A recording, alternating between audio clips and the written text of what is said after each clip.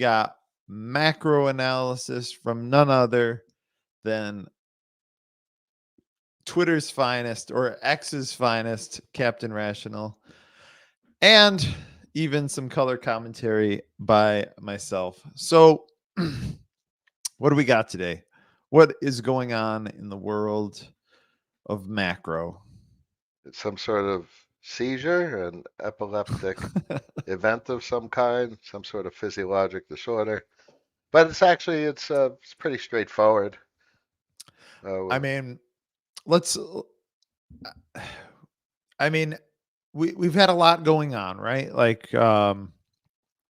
Japan has been in the news frequently, um, very frequently, um, just because of the yen. And we've talked about that, you know, a great deal on this particular podcast.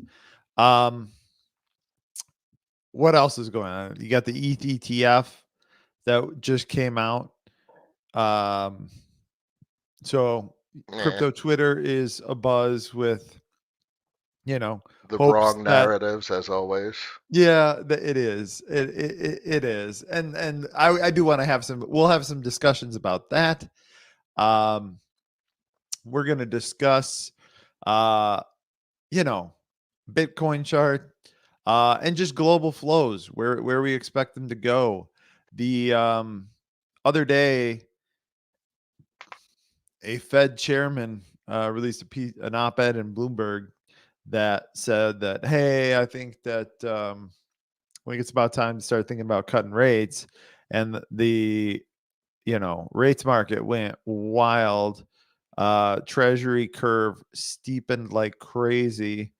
And then today we get GDP numbers that were like much better Healthy, than strong. expected. It was like expectation was 2%, I think, and it was like 2.8% was the actual numbers. And so it basically undid a lot of the, or maybe it's 2.6. Whatever it is, it's closer to three than two, which is wild. Yeah. But uh let's see, wait. Yeah, 2Q GDP rises at 2.8% annual pace Ooh, on an estimate of 2.0. So, that's insane. yeah. Um, Now, if we keep that up, that is going to hamper the Fed's ability to cut rates. And they take a big break in the summer. So, like, you got to spend your summers in the Hamptons. Uh, so Rate cuts are insane, that entire conversation. The whole purpose of raising rates is to slow credit, which is to contract dollar supply. And public versus private conversation, fine, it's slowed down private credit, but it in the didn't US, zero. it slowed it down in the US. And that is, I think, the key sticking point is that we were able to, let me pull up the old charts, because we love our charts here. And what the heck is wrong with this chart? This chart just doesn't work. All right. So let's look at the Fed funds rate, right? Like, just let's see. Wait, that ain't it. Oh wait, we're on the wrong time frame here. Monthly chart. Here we go. Here we go. All right. So look at the speed with which we ramped interest rates in this country up from practically 0 to 5.5. And we're still spitting out healthy GDP numbers. How is that possible? Because credit wasn't slowed. Because the public sector said, I don't give a F about the interest rate, and they just kept borrowing, and they ramped their borrowing, and they compensated Well, and the for all. treasury also cushioned the blow with the addition of lots and lots of bills issuing tons of T-bills. There's actually a white paper that came out that I have been starting to work my way through. Uh, Rubinis? what's that? Was it Rubinis? Yeah, it was Rubini's. So I'm going to be, you know, continuing to plow through that one. But I mean, the long and the short of it is the TLDR on this 36 page piece or whatever the hell it is, 32 pages, is the Fed has been coordinating with the Treasury, or the Treasury has just been doing this of their own volition. It's hard to be sure which. I find it very, very, very unlikely that they aren't coordinating in some fashion. You don't hire an ex-Fed chair to be your Treasury secretary and then expect zero coordination between the two. That just does not seem probable to me. So So, their mandates were very simple, and it's to manage smooth market function. They are the smooth laxative. market function. Yes, issuing T bills is the smooth market function. It is the laxative that makes this chart right here, the DXY, go from here down to here, is pushing all those T bills out the door, creating global liquidity For the dollar. for the dollar. And also, you have money market funds that are eating that up. Like, this is all flows that were coming out of the US banking system and into money market funds. Now, It's literally what's interesting is lately M1 and M2 have been growing alongside the money market funds, because it was understandable to me when M2 is falling and you're also seeing a corresponding rise in money market funds. Like, that was money leaving the banking system. Now somehow both of them are increasing. What is powering that? Well, I mean, deficit spending for one. Uh Here is the Office of Management and Budget. Right now, we are deficit spending to the tune of 1.7 trillion dollars. Uh, you've got the RRP, which is no longer draining, which is interesting, um, because that has like basically ceased. Like, if you look at, like, this is the daily chart. Like, this thing just flattened out. This is the reverse repo facility, and it just is being like seemingly actively managed. through the spreads. It, like, they want to keep this buffer here, because when this goes to zero. Oh, another thing that happened this week. Um I have no idea if I can even find this chart, but the Canadian, hold on, Canada RP, or no, repo. It was the actual repo facility got drawn on in Canada this this week, which is very interesting. Um, Banks are in trouble. The Canadian banks are in trouble. yeah, there's problems afoot over there in our northern maple-ridden neighbors. They need cash to cover their withdrawals. Yep. So I don't know. Maybe that's where the dollars are coming from. Like, or it could be that the Japanese yen, you know, this big steepening that happened yesterday, uh, Well, like that's a draining of dollars. It's a it's not necessarily dollar specific, but when I see the yen, I see a very high level correlation, especially with asset price appreciation. Two yeah, mechanisms, in my opinion, for asset price appreciation. Obviously, global currency supply and liquidity, and in the prevailing environment over the last 2 years, that's been financed by Japan and the depreciation of the yen. That's the obvious correlation. Yen down, everything else up, and that's where the liquidity has been coming from. But it's been but weakening. it's also like China also has been, trying to keep their own currency managed. Um, who else?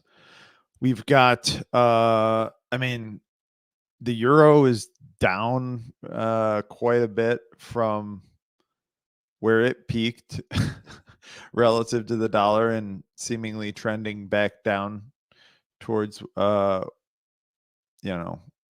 I think yen's in the driver's seat. This is a very horizontal chart. yeah, the yen is definitely a big player here, but you can see that there is.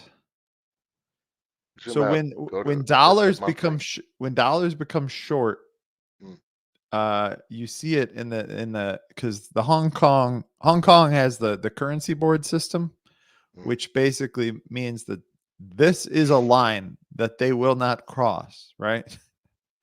And when dollars are short, they have some difficulty managing it, and it gets real crammed up there. And then somebody does something, and then boom, it goes down here. Uh, and then this is the bottom, right down here. This is the range that they manage the Hong Kong dollar in, They've done and well. the currency board system has worked very well over the years. I mean, they've managed to keep it. It's much better than trying to keep a straight up peg, which historically has not worked as well. Um, Well, but 779 compared to 785, that's a decent peg. I think we do better in the crypto space for stablecoins, but this isn't bad for meat space. yeah, yeah. I mean, there's a lot more. It's a lot more Okay. complex too, managing a currency and meat space too, because you have flows of real world assets that are coming into and out of your borders, and it's not just like, Settlement. yeah, it, T plus two, T plus three. yeah, It's a mess. but yeah, I mean, you're seeing dollar easing everywhere you look. Yeah. In the yen chart, you're seeing dollar easing, and it's like at the same time you're trying to tell me that, like, oh, financial conditions are too tight, and that You're the NFCI. we need to, yeah, well, it's funny because the NFCI is deeply negative right now, which um Loose. is, the NFCI is almost like a counter indicator to me. Of Like course. it's yeah, it's weird. Like the National Financial Conditions Index um says that things are getting worse as far as global liquidity is concerned. But everywhere I look, I see more dollars in the markets, in the Well, FX this is markets. when it's negative, it's increasing looseness in the system or availability of capital. Positive is tightening. So this says it's extremely loose. Wait, say that again? Minus 0.58 is indicates extreme looseness in financial conditions. Negative is loosening, positive is tightening. Oh, all right. That explains why. That explains the directionality there. I was unaware of that. Um, See, even I learned things on this show. What a great show. Um, so yeah, conditions are loosening. Conditions are certainly loosening, and like you can always see these points of tightness where you get like March of 20, uh, September 22, March 23. We've seen no indication that anything is actually tightening. And here's the thing about rate cuts too that I want to talk about, and that is that in the US, the average US consumer is extremely uh unaffected.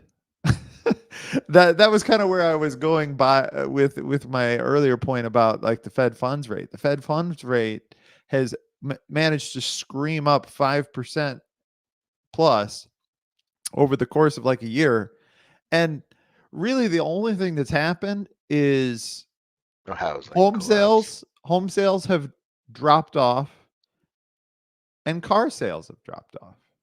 But the average person has very little interest rate exposure because the FHA basically makes it so that you don't have to take interest rate exposure. Um, and the 30-year fixed mortgage uh, is a godsend in times like this because I don't know about you, but like I'm sitting happily on $2%. my my 2.5% mortgage, and At a much lower price point. Credit cards are another story, and they're very misleading. We have the record debt, and delinquency rates are shooting through the roof. The that vast is that is majority, that is true. That is but true. the vast majority of American consumers using credit cards are financially well off. They not only do they barely carry any debt, they actually pay their bills almost entirely off, which is quite remarkable. Yeah. And so it's taken quite a long time and quite a bit to actually start to show some, cracks in the US consumer. Um I'm not saying that there isn't anything and there haven't been effects because you are correct. The credit card delinquencies are up. You're seeing even the unemployment numbers. Are ticking. Well, Yep, yep. yeah, they're ticking up. Although it's hard to believe, it's hard to even know how accurate the unemployment numbers really even are because like the company birth death numbers were so jacked up during COVID, and just by the introduction of Open the borders. gig economy, where everybody that makes a little LLC for their uh, you know because they're a contractor for Uber or Uber Eats or wherever, and they are now their own company. And so it's like, oh, look at this, look at all these companies being formed. And so we can assume that the average company is hiring, way more people than they actually are. Um, Distortions are surreal, to say yeah, the there's least. there's a lot of distortion there. And so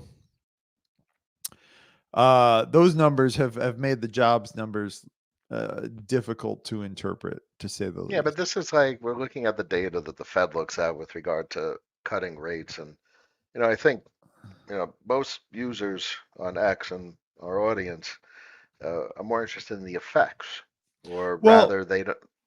and the effect, I think, when we cut rates, it's not going to be to bail out people on Main Street. it's going to be to bail out asset holders who need to refinance their extremely leveraged positions, lest their hedge fund and their buddy's hedge fund and the private equity fund down the street all go bust at once and put a giant hole in Wells Fargo's balance sheet and in I don't think that's where we're at, though. I think, folks have talked about the Fed and whether we're going to have an event or not. And I think, given the fiscal spending, I think we're in a position where they've managed liquidity to such a degree that there won't necessarily be an event. And Fed it's kind of like the dominance argument that Lynn talks about. The Fed has been neutered. The rate cut doesn't do much. If a regional bank blows up, the big GSIBs just well, absorb it. the rate hike didn't do much. So why would the rate cut do much? Correct. I agree. So So it's I definitely mean, the wrong thing to be looking at with regard to what the hell's going on and what's going to play out. yeah, for It's sure. neutered. It has been neutered. And I think what you are going to see is there's a lot of people that are sort of by getting these 2.5% loans have removed their optionality when it comes to changing jobs, and so now they have a choice between staying where they're at or just paying down their existing loans. And I think in general, people are doing the thing that is reasonable to do, and that is just pay down your debts. Interest rates are higher. Money is actually has a cost now. There is an actual cost to capital. Pay down your debts. Because I think the debt to GDP numbers of private individuals has is still at like astonishingly low levels. I forget. Correct. The Uh, equity in homes, the structure of housing is nothing like it was in '08. Most people are locked in. But then again, at everything at the margins is what causes the behavior, yeah, and the yeah, housing inventory is going to cause prices to come down. They just want to get it back to like pre-2020 levels, but yeah. that's going to cause a lot of convulsions. Yeah, I mean, I do think that there are cracks forming when it comes to all the commercial real estate and all of the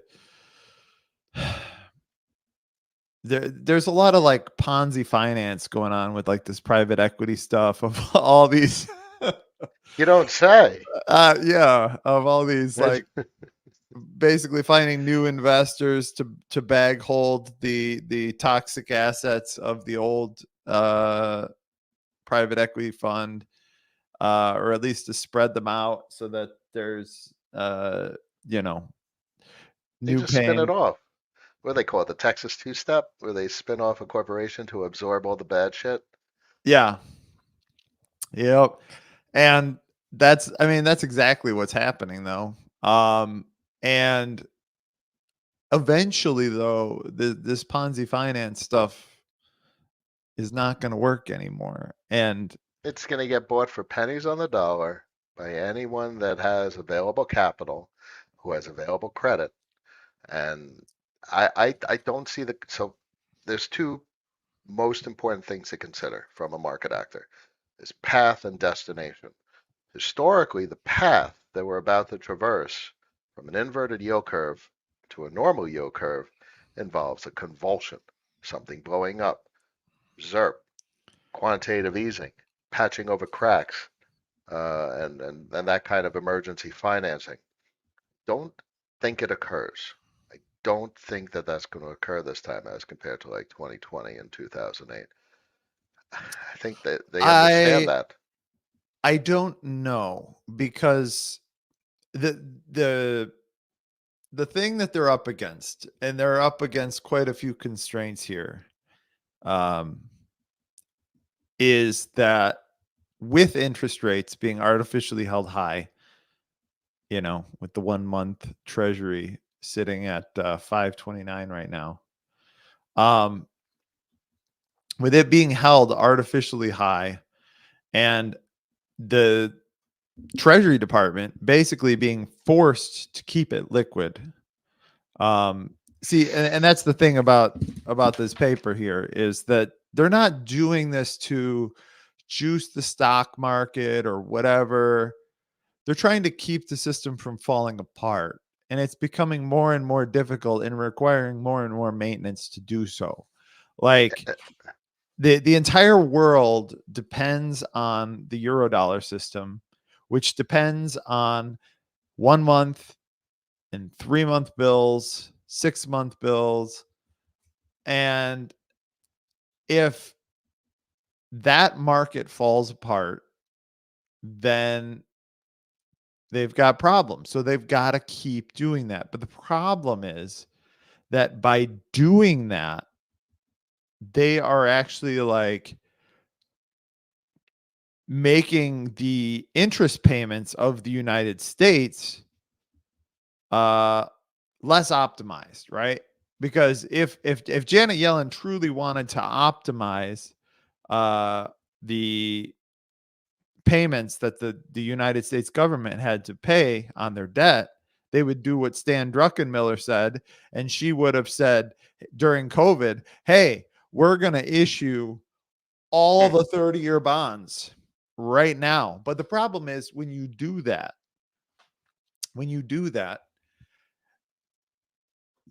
there's a balance to be struck, right? Because what you're doing is you're taking the US dollar, which is the currency of the world, and there's a certain amount of interest rate risk associated with that dollar. And someone has to hold that interest rate risk. So if Janet Yellen does that and goes full, I am the treasurer of the United States of America and I am going to optimize, I'm going to do this job to the best of my abilities and optimize this for the US taxpayer. And I'm just going to push out all of our duration as far as possible. What happens is all of the banks and all of the private entities that had money during the COVID crisis, because like there was this huge injection of cash, right? So the Fed buys all these treasuries and then pushes all this money into the banking system. And now they have now dollars. That's what QE is. It's taking future dollars and trading them for now dollars. And and they took those now dollars and now they're in the banking system. And if Janet Yellen had done that and just said, you know what, screw you all. I'm doing 30-year, 20-year, 10-year treasury issuance, and that's it. No bills for anybody. What would have happened is every one of those banks would have turned into SVB because they would have had nothing else safe to buy except for long duration, and they would have had huge amounts of interest rate risk that they couldn't really manage. And so now she's in the tight spot of being on the other side of that, because in order to the US government is essentially by issuing more bills than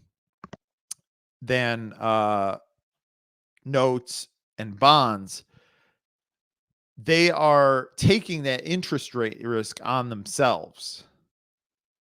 They are I got to eating pay up up face all of value. that interest rate risk onto themselves. But the byproduct of that is running higher and higher deficits because you're now paying more and more and more for interest. I want to flip So, the script on something that's very important. And it's not necessarily the case, but it's what happens when you flip the script. The skew of bill issuance towards the short end. And as you're discussing, taking the government taking on the interest rate risk is, I believe those are repercussions. And I also believe in good part deficit spending isn't necessarily because of excess spending.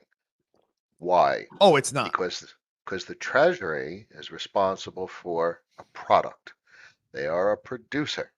They produce an instrument that has associated demand. Is it not the case that they are fulfilling demand? So as the short end is relatively fixed to the Fed funds rate, they're arbitraging and they're doing whatever doing to manage the market and keep interest rates at their desired level.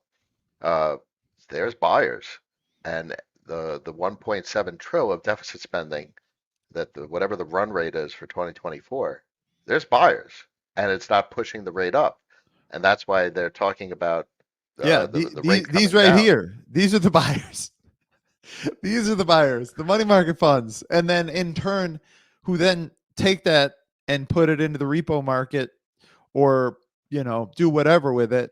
Um, there's injections of cash going all over the place, and So if they're thinking about cutting rates, think about this one. If they're saying they're going to cut rates 25 basis points, 50 basis points, does that mean they are seeing and anticipating more buy pressure? Because which is leading and which is lagging? Is it cause and effect? Are they lowering rates to account for the anticipated buy pressure on bills to fuel the Eurodollar market? And they're like, yeah, we have to cut rates in order to account for that additional buy pressure. It's not that the cutting of the rates increases the buy pressure well, on and this is the thing is this is the monster they've created, and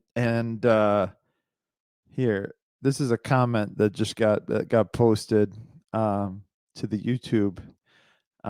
And would you say the Treasury is obligated to act as banker to the world? Yes, yes, they are. This is their problem. This is the cross that they have to bear for being the world's reserve currency. And honestly, most of the social ills that you see across the world today, the uh wealth disparities, and the exporting of jobs, and things like that, like all that stuff is to blame because of decisions that were made 80 years ago when we decided to make the US dollar the world reserve currency instead of a basket of currencies. And that may have had its own like strange kind of timeline, because these systems tend to just break down over time for various reasons. But having one country, John Maynard Keynes literally made the argument that like you are not going to be able to control the balances of payments between countries if you have one country that is the uh, reserve asset, the because they the have to manage controller of the domestic. reserve asset. and You can and have the that is conflict. and that is something that Michael Pettis talks about all the time. Michael Pettis is always talking about like how China has been running these huge surpluses, Exporting and deflation. and so like that is a function of them being wanting to be the uh collector of all the dollars. That It's is how also they it's self-serving it is self-serving. because the And US can't do that. right. Now, what is interesting is that this is US oil exports. And so, you know, US oil exports were so low until the financial crisis. And then QE started. And then all these exports Wow. started ramping up. And I think that's very interesting because, like, to me, like, remember the big to do over the strategic petroleum reserve, how the U.S. basically started draining the petroleum reserve when inflation was getting out of control. Um, and people were like, "Oh, we're gonna have a war with China and Russia at the same time. This is irresponsible to do this." And they may have been right about that, but the the thing is, to me, this is almost like QE. This is an injection of literal liquidity. Like, this is an injection of literal liquidity, because what you are doing is you are taking an asset that trades for dollars in the same way that people sell yen for dollars, and that makes the price of the yen uh, depreciate relative to the dollar. If you sell oil for dollars, you will make the uh, dollar appreciate or Stronger. Yep. stronger, and the oil weaker. That was the whole idea, right? You inject supply of oil into the market. That makes the price of oil come down, but it has the impact of having the dollar go up, which conveniently, that huge drawdown Did ended. what it did. When did it end? Japan. November 22. That date sounds wildly familiar. Oh my. Oh my. That's bottom. Oh my. Look at that. Here's September 22.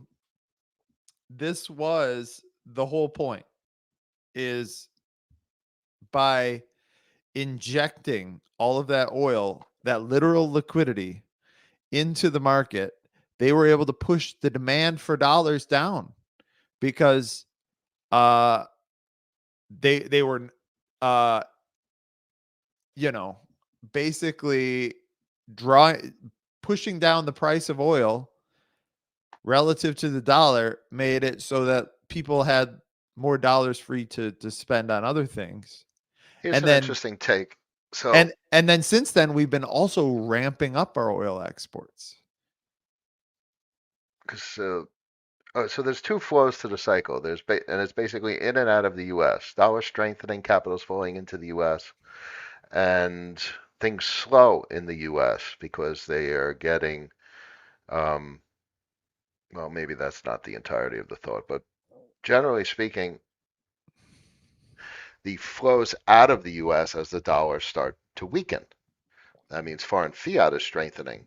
So there's so many parts of the equation, but I think that's where we're at, is the crux of the reversal of the dollar strengthening cycle, which topped in end of 22. It did top in the end of 22. I mean, we just made a higher low. Um, and it looks like we want to retest this 97 line again on the move. And so I don't know. I don't know if this is going to last. This we've made great pains to lower, but like, the last time we made a new low was July 23rd on the DXY. You know what it And is? It's leading versus lagging. For instance, this comes down, DXY comes down when the world has a looser financial condition, better access to credit, which basically is something we can inspect with the Fed stating they're going to cut rates. Because if that's a lagging indicator and them cutting rates is a response to increased global demand for bills rather than taking it as Fed policy being the leading indicator, then we're on the verge of the global system saying cut rates, there's significant, not cut rates, there's going to be a significant increase in demand for bills, which is going to drive price up and yields down. And the Fed policy rate has to respect that as a forward-looking indicator, that coming increase in demand. And that, if there's an increase in bills, that is going to drive down the volatility of the bond market, especially combined with the Treasury buyback program to juice the curve. Bringing down interest rates will, so like, let's pretend I'm a hedge fund, and I've been levering up treasuries, right? Or T-bills. Like, I'm using them as collateral, depositing them as collateral, borrowing dollars, and because I'm long interest rates in the US, just trying to get those degen APYs. I'm gonna like 30x uh these these yields. Um,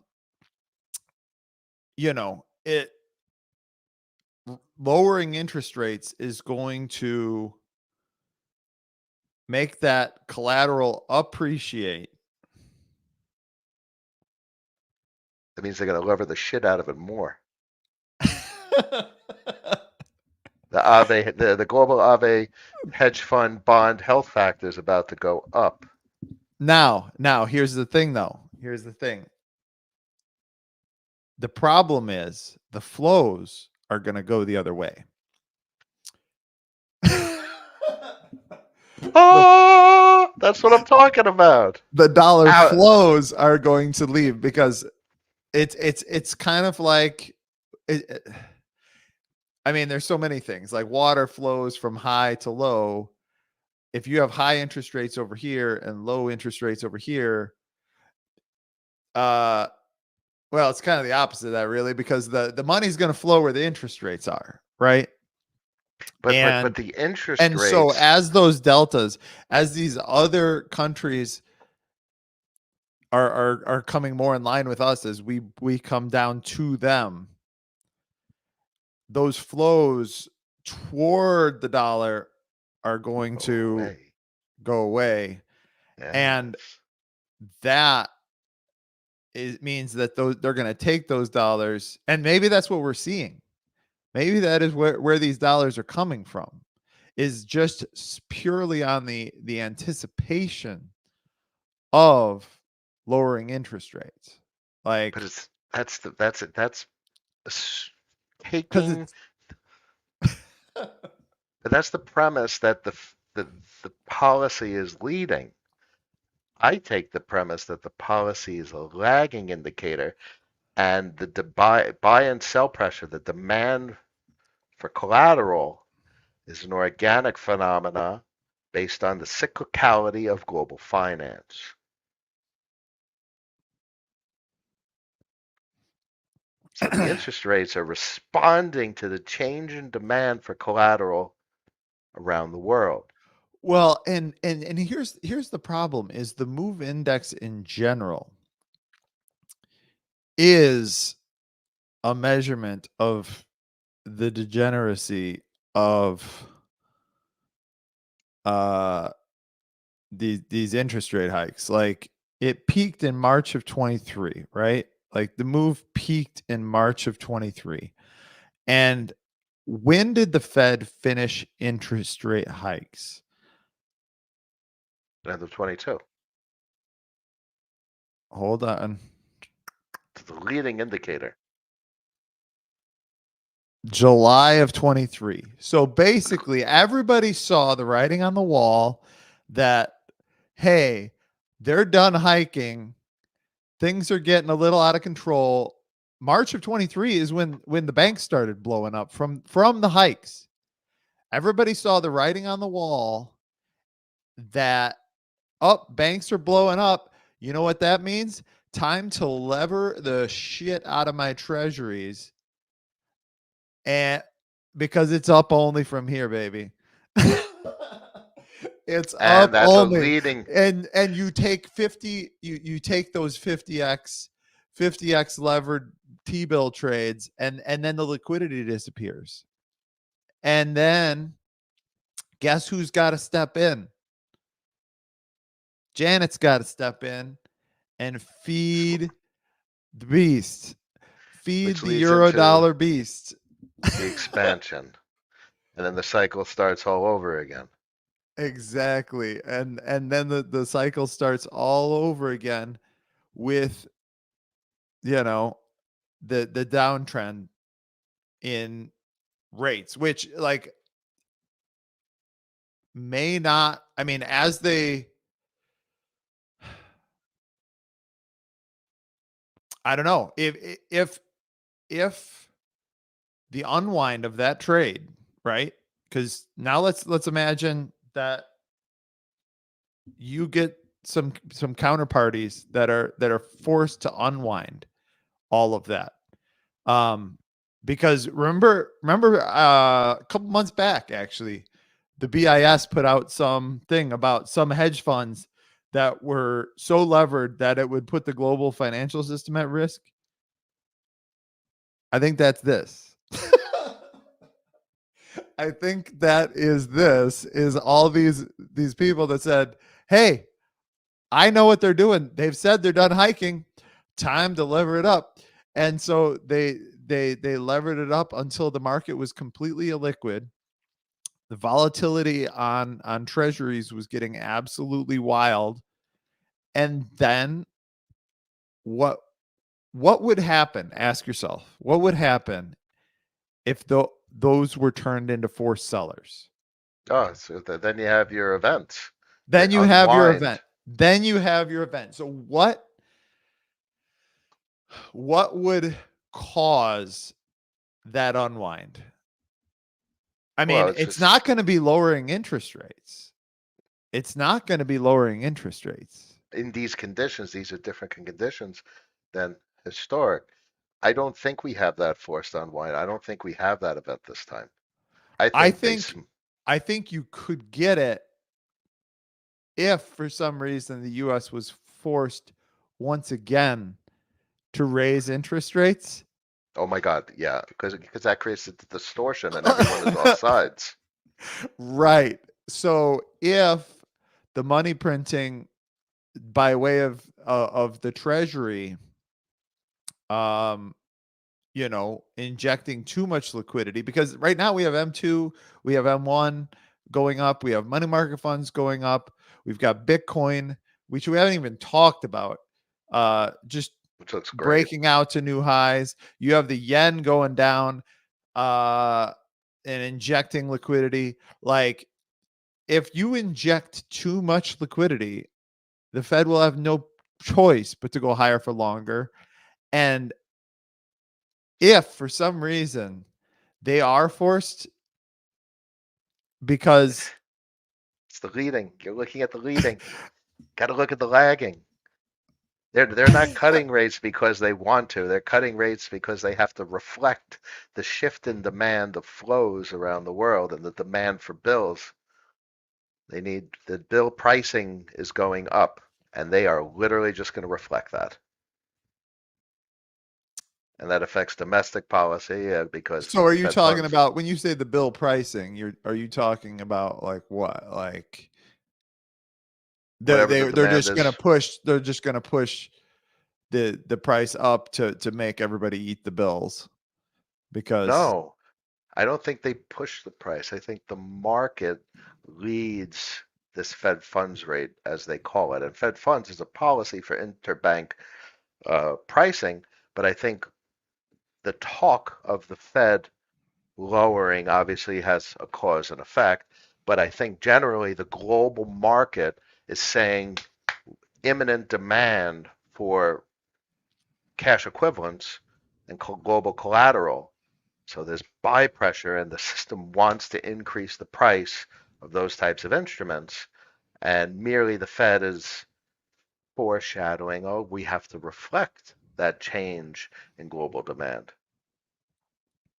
what's interesting too is everyone has, like, I think, been surprised that the Fed has been unwilling to lower interest rates, like, thus far.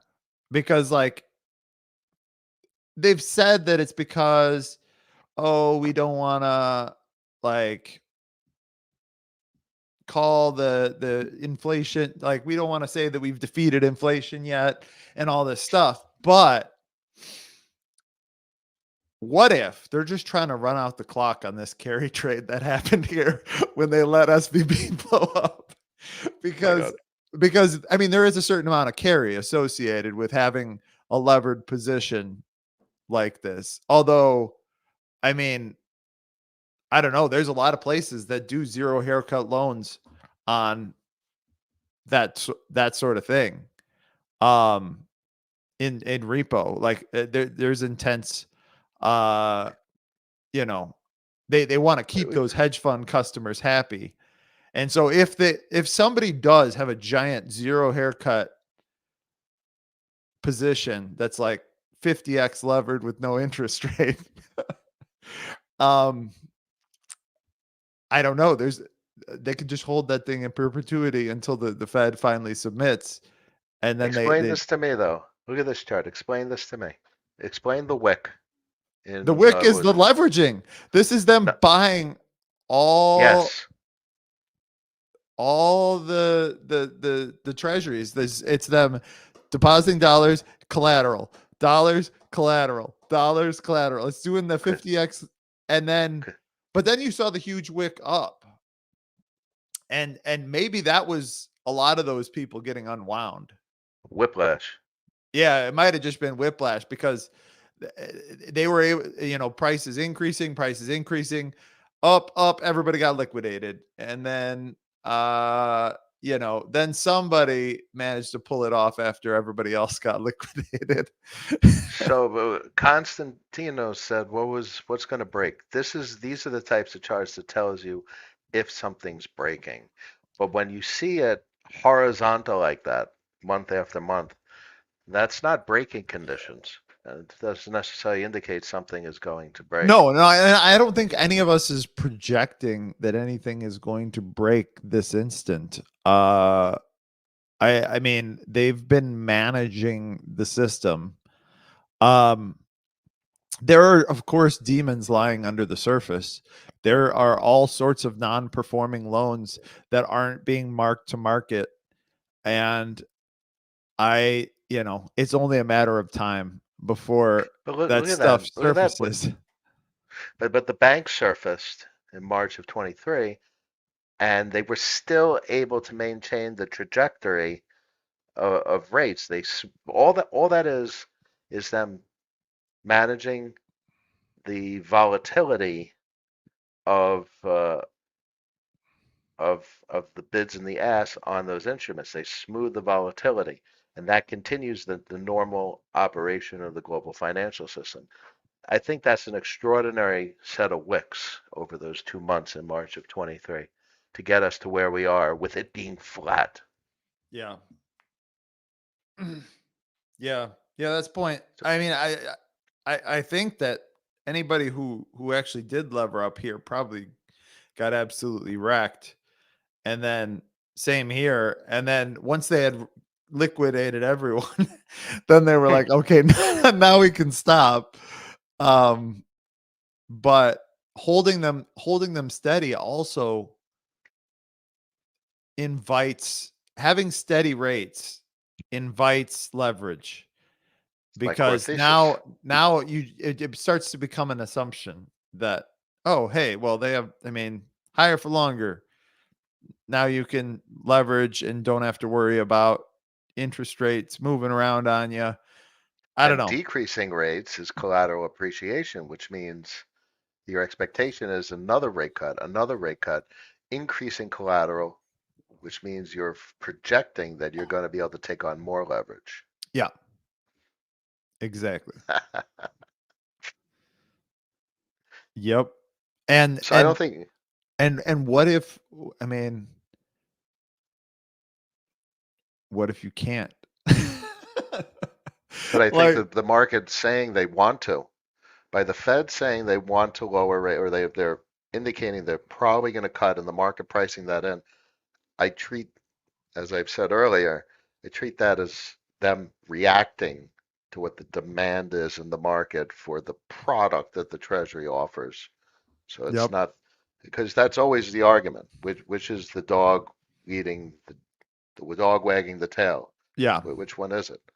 So I I think mean, the there are going to be significant outflows from the US. I think we can both agree that like the summary here is that if the Fed does cut rates, there will be significant outflows from US assets. There goes the Uh equity markets, which are ballooned to insane proportions. right. It yes. Equities will be sold to buy the appreciating treasuries Oh, or the appreciating emerging market assets. or the emerging market assets. Um and flows will move from domestic to emerging markets. And we've always said that like crypto is an emerging market. So, Goddamn right. you That so know, the yen has been juicing it thus far. We're going to have pain point on the path as we flip from the yen supporting the system to the appreciating collateral supporting the system, because as the collateral appreciates, global elevated health factor goes up, more capital is able to expand in the eurodollar market. So you have the transition for that global financial mechanism, which is painful on the path, which is kind of what we're experiencing, and it may get a little bit worse, but the destination is clear, and the juice in the bull market of the crypto space comes when you have cyclical collateral appreciation and the global financial systems expanding using that collateral. yeah, I there it is.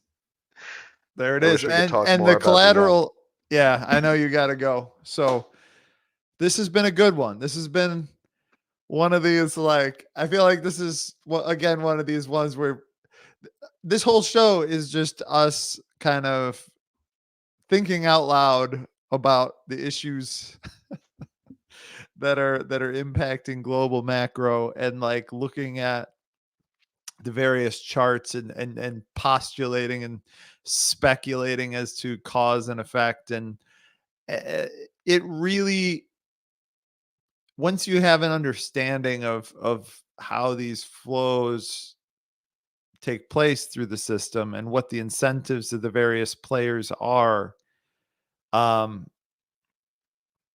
it does give you the ability to see further out into the future with greater clarity, Have um, a thesis and of have a how things thesis work.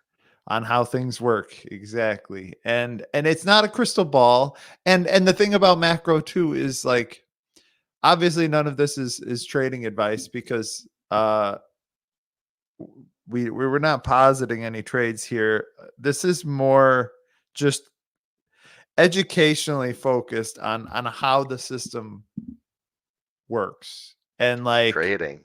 Who does that? We're I mean, investors. well that and here's the other thing is that having uh a macro I mean, trying to trade macro means you have to have a macro sized time frame, right? Like you're you can't be guessing what the price of Bitcoin is going to be doing tomorrow based on macro flows of whoa, what's the Fed going to do with the interest rate? Like that's that way lies madness. Um, That it's also a this lagging our way indicator. our way is more understand the flows and the forces at play and know where the train is headed. The Because path, as the as destination is always the same. If yeah, you're in an airplane, the destination's always the same.